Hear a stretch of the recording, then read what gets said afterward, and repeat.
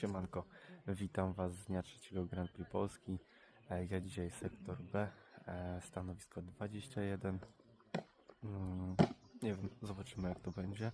Mam nadzieję, że połowimy rybek. Ja już rozłożone 4 wędeczki dzisiaj po kontroli zanęt. Dużo tego towaru nie rozrabiałem oszczędnie. I zobaczymy. Mam nadzieję, że pobawimy się dzisiaj. Słoneczko wychodzi.